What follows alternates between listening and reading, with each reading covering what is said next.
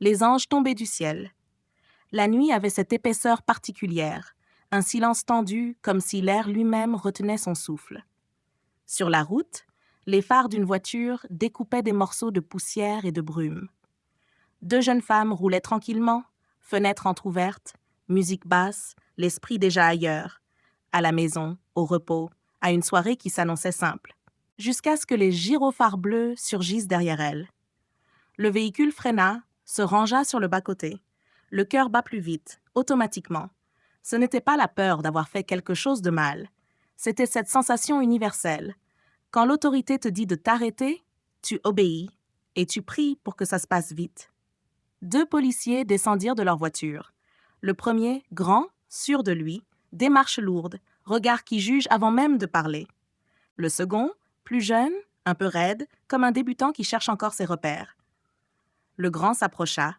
Son visage se fendit d'un sourire trop maîtrisé. « Bonsoir, mesdemoiselles. »« Bonsoir, officier, » répondit la conductrice, polie. Le policier pencha légèrement la tête, scrutant le ciel, comme s'il avait entendu un bruit venu d'en haut. « Pardonnez-moi, vous avez remarqué quelque chose dans le ciel ?» La passagère fronça les sourcils. « Pardon? Je demande. » « Parce que j'ai l'impression que deux anges sont tombés sur terre. » Un silence, un sourire crispé. Les compliments dans ces moments-là ressemblent rarement à des fleurs. Ils ressemblent à une corde. La conductrice prit un ton froid, presque élégant. « Croyez-moi, avec ce genre de flatterie, aucun ange ne se retournera pour vous regarder. » Le policier ricana. « Je vais devoir faire plus d'efforts? Ce n'est pas nécessaire. » Elle fit mine de repartir. « Nous allons nous retirer, avec votre permission, officier. » Mais l'homme leva la main, comme s'il arrêtait le monde. Ces anges ont-ils une licence et une immatriculation? Oui. Alors donnez-les-moi. La passagère se redressa. Parce que? Le policier haussa les épaules avec une fausse neutralité. Pas de panique. Contrôle de routine. Le second policier, le jeune, hésita, puis murmura. Dis-lui qui tu es. La passagère ne répondit pas. Elle garda son calme, mais ses yeux, eux, observaient tout. Les gestes, les distances, la manière dont l'autre policier posait sa main près Nolster sans raison. La conductrice tendit les papiers. Les voilà. Le grand policier les prit. Et au lieu d'un simple coup d'œil, il commença à fouiller, à scanner, à chercher des failles invisibles. Le jeune policier fit un pas en avant. « Monsieur, qu'est-ce que vous faites? Il n'y a aucune raison d'aller aussi loin. » Le grand se tourna vers lui, brutal dans le regard. « Une vérification. Ou tu es aveugle? » Le jeune serra la mâchoire. « Je demande parce qu'il n'y a aucune raison apparente de procéder à un examen des données. » « Qu'il y ait une raison ou non, c'est moi qui décide, » cracha l'autre. « Et toi, tu écoutes. Et tu apprends comment ça fonctionne. Débutant. » Le mot « débutant » claqua comme une gifle. Puis l'ordre tomba. « Sortez du véhicule, mademoiselle. » La conductrice cligna des yeux. « Pourquoi? Bilan de sécurité. Quelle en est la cause? Aucune cause. Descendez, maintenant. » Elle sortit lentement, sans geste brusque. Le policier la plaça près du véhicule. « Vous portez quelque chose qui pourrait me faire mal? »« Non, monsieur. » Il se tourna vers la passagère. « Et vous? » La passagère sourit, mais ce sourire avait du métal. « Est-ce que j'ai l'air d'une criminelle? » Le policier l'ignora. Dos au mur, tout de suite.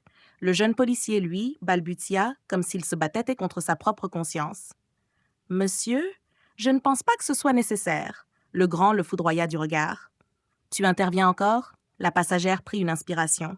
« Si vous devez me fouiller, j'ai besoin que ce soit une femme officier. » Le policier eut un sourire sans humour. « On manque de personnel, donc c'est moi. » Il donna un ordre au jeune. « Toi, fouille l'autre. » Le jeune resta figé. Son visage disait « ce n'est pas juste ». Mais sa bouche, elle, obéit. Les minutes passèrent. Trop long pour un contrôle de routine. Trop lourde pour être innocente. Puis, soudain, le grand policier sortit du véhicule un paquet, une liasse, une somme énorme. Il la brandit comme un trophée. « Pouvez-vous me justifier la provenance de cet argent? » La conductrice, choquée, secoua la tête. « Cet argent n'est pas à nous. Il était dans votre voiture. » La passagère tourna légèrement la tête vers sa sœur, puis vers le jeune policier. « Dis-le, Alejandra. » La conductrice murmura, perdue. « Me dire quoi? Je ne sais même pas de quoi il parle. » Le policier reprit, voix froide. « Si vous ne pouvez pas justifier, je vais devoir vous emmener au commissariat. » La conductrice sentit le sol bouger sous ses pieds. « Je ne sais pas comment cet argent est arrivé là. » Et si vous ne le savez pas, moi encore moins, répondit-il avec un plaisir malsain. Puis il aboya. José Daniel, amène la demoiselle au véhicule de police. Le jeune obéit, mais ses mains tremblaient. La passagère, elle, se pencha légèrement vers le jeune, assez bas pour que seul lui entende. Tu sais que c'est illégal. Il avala sa salive. Mon collègue est fiant. Non, dit-elle. Il abuse. Le jeune détourna les yeux. Je le sais, mais c'est lui le chef. Elle le fixa comme on fixe une porte qu'on veut ouvrir. Le jour où ça tournera mal, ton chef te laissera porter sa faute à sa place. Le jeune resta silencieux. Mais quelque chose s'était fissuré en lui. Le grand policier reprit la parole, plus près, plus intime. Bon, on va être clair. On peut régler ça, autrement. La passagère pencha légèrement la tête. Comment ça se passe, autrement? Son ton n'était pas celui d'une victime. C'était celui de quelqu'un qui écoute, pour comprendre. Le policier sourit. Combien vous voulez pour que tout disparaisse? Demanda-t-elle. Il répondit sans honte. Au moins le double de ce qu'il y a là. Je n'ai pas autant. Combien avez-vous? Elle prit un temps calculé. On peut aller chez moi. Là-bas, j'ai la moitié. L'autre plissa les yeux intrigué. Il faudra au moins le double, parce qu'on pourrait aussi ajouter un sac de substances illégales. Et là, c'est des années de prison. La conductrice tressaillit, terrorisée. Laissez-moi appeler. Je peux. Non. Pas de témoin. La passagère reprit, feignant l'urgence. D'accord, d'accord. On va chez moi. Mais vous laissez partir ma sœur. Le policier éclata d'un rire sec. En aucun cas. Elle reste en garantie avec mon collègue. La passagère serra les dents, puis hocha la tête. D'accord, l'accord était scellé. Et pourtant, tout, dans son regard, disait le contraire. Quand le policier l'emmena vers la voiture, le jeune policier osa enfin un murmure. « Monsieur, ce n'est pas une procédure appropriée. » Le grand se retourna violemment. « C'est la dernière fois que tu dis ça devant eux. Tu me retires mon autorité, et je ne le permettrai pas. » Le jeune baissa la tête. Mais Alejandra, elle, avait entendu. Et ce détail-là comptait. Dans la voiture, le policier qui conduisait voulut jouer au charme. Enfin seul. « Qu'est-ce que vous faites? » demanda-t-elle. « J'essaie de me lier d'amitié. »« Merci, mais je préfère que ça se termine vite. » Il sourit. « Pourquoi ce changement? Tu me proposais des affaires, non? » Alejandra le fixa. « Des affaires propres. » Le policier éclata de rire. « Propres? Tu sais très bien que cet argent... »« Je sais très bien que cet argent n'est pas à moi, » coupa-t-elle. « Et je sais aussi pourquoi vous dites ça. » Le policier se raidit une seconde, puis se reprit. « Tu me prends pour un idiot? Tu prépares quelque chose. »« Peut-être, » dit-elle calmement. « Peut-être que je cherche juste quelqu'un du côté de la loi. Quelqu'un qui a encore un cœur. Quelqu'un qui ose. » Il la regarda, méfiant, presque fasciné. « Si je sens un piège, toi et ta sœur, vous ne sortirez jamais de prison. » Alejandra ne broncha pas. « Ne vous inquiétez pas, je ne risquerai jamais de vous mettre en colère. » Mais au fond d'elle, elle pensa, « Tu ne sais pas à qui tu parles. » Arrivé devant la maison, le policier entra comme s'il était chez lui. Il inspecta les coins, les murs, les ombres. Alejandra alla chercher une bouteille de vin, main stable, respiration maîtrisée. « Santé, dit-elle. »« Pardon d'être méfiant, murmura-t-il en buvant. »« Ça fait partie de votre travail, répondit-elle. » Il posa son verre. « Et c'est pour ça que tu es parfaite. »« Parfaite pourquoi? » Il s'approcha plus près. « Je te le dirai, mais d'abord, je dois savoir si je peux te faire confiance. » Alejandra rit doucement. « Et moi, je dois savoir si vous êtes aussi courageux que vous le prétendez. » Il fronça les sourcils.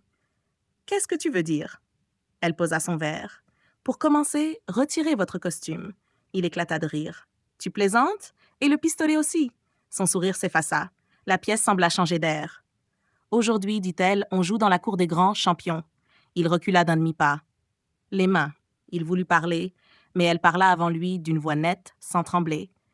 « Je ne pensais pas que vous seriez aussi stupide. »« Quoi? De quoi tu parles? » Alejandra avança, et ses yeux, cette fois, étaient ceux d'une juge. « Mon père est le colonel Jiménez.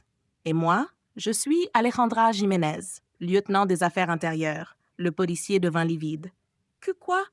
Comme vous l'avez entendu? » « Ne bougez pas. » Elle fit un signe. La porte s'ouvrit d'un coup. Le colonel entra, accompagné d'agents. « Colonel, vous êtes arrivé, » dit Alejandra sans quitter Paul des yeux.